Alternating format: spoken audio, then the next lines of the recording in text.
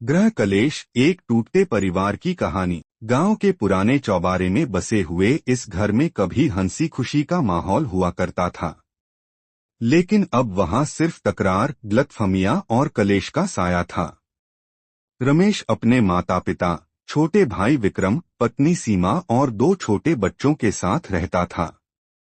बाहर से देखने पर उनका परिवार भरा पूरा और खुशहाल लगता था, लेकिन अंदर ही अंदर दीवारों में दरारें पड़ चुकी थीं। अंतर के कारण रमेश की मां सावित्री देवी पारंपरिक विचारों वाली थीं। उन्हें घर में अनुशासन और परंपरा की बहुत परवाह थी। उनकी नजर में बहू को घर की लक्ष्मी के साथ साथ उनकी सेवा भी करनी चाहिए। दूसरी ओर सीमा एक शिक्षित और आत्मसम्मान रखने वाली स्त्री थी। वह घर के सभी काम खुशी खुशी करती, लेकिन जब कोई उसे नीचा दिखाने की कोशिश करता या बात बात पर ताने दिए जाते तो वह भी जवाब देने से पीछे नहीं हटती। विक्रम बेरोजगार था और इस कारण अक्सर वह चिड़चिड़ा रहता। उसे लगता कि घर में उसकी कोई अहमियत नहीं है। माता पिता हमेशा रमेश को ही प्राथमिकता देते, क्योंकि वही घर का खर्च चलाता था। विक्रम इस बात से जलन महसूस करता और आए दिन लड़ाई झगड़े होते रहते। रमेश, जो इस परिवार को जोड़े रखना चाहता था, खुद ही दोनों पक्षों के बीच फंस गया था। एक तरफ उसकी मां, जो चाहती थी कि वह पत्नी पर सख्ती करे, और दूसरी ओर सीमा, जो चाहती थी कि रमेश हमेशा उसका समर्थन करे। हर दिन बढ़ता विवाद। एक दिन घर में बहस इतनी बढ़ गई कि सावित्री देवी ने गुस्से में कह दिया, तुम्हारी पत्नी ने इस घर का माहौल खराब कर दिया है। जब से यह आई है तब से इस घर में शांति नहीं रही। सीमा, जो पहले से ही अंदर आहत थी, यह सुनकर फट पड़ी। अगर आप मुझसे इतनी ही परेशान हैं तो मुझे इस घर में रहने की जरूरत नहीं। रमेश ने बात संभालने की कोशिश की, लेकिन तब तक देर हो चुकी थी। सीमा अपने बच्चों को लेकर मायके चली गई। घर में एक अजीब सा सन्नाटा छा गया। सावित्री देवी को लगा कि अब घर में शांति आ जाएगी, लेकिन ऐसा कुछ नहीं हुआ। विक्रम पहले से ज्यादा गुस्सैल और कटु हो गया।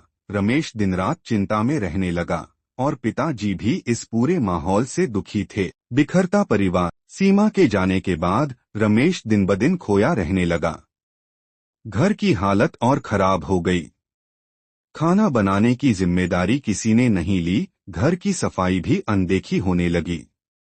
धीरे धीरे रमेश को समझ में आने लगा कि समस्या सीमा नहीं थी, बल्कि परिवार के लोगों के आपसी रिश्ते थे। विक्रम ने भी घर छोड़ने का मन बना लिया और अपने दोस्त के साथ शहर चला गया।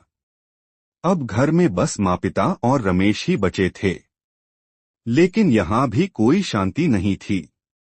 रमेश ने माँ से कहा, क्या आपको लगता है कि सीमा के जाने से यह घर खुशहाल हो गया?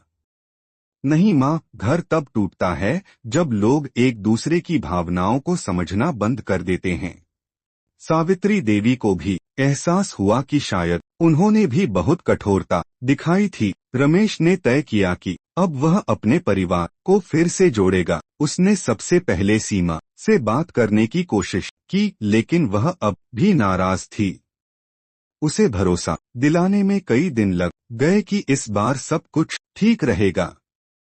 उसने विक्रम से भी संपर्क किया और उसे समझाया कि घर तभी घर होता है जब उसमें रहने वाले लोग एक दूसरे के साथ प्रेम से रहें। कई दिनों की मेहनत और बातचीत के बाद सीमा घर वापस आई, लेकिन इस बार चीजें बदली हुई थीं।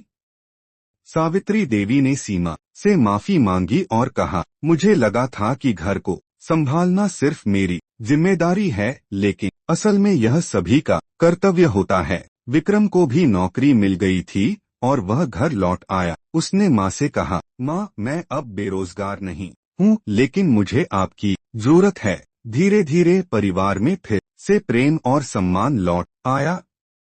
अब छोटी छोटी बातों पर झगड़े नहीं होते थे, बल्कि सभी एक दूसरे की बातें सुनते और समझने की कोशिश करते। रमेश ने उस दिन जो कहा था वह सच हो गया। ग्रह दशाएं बदलती रहेंगी, लेकिन अगर हम अपने रिश्तों को प्यार और सम्मान से निभाएंगे तो कोई भी ग्रह कलेश हमारे परिवार को नहीं तोड़ सकता।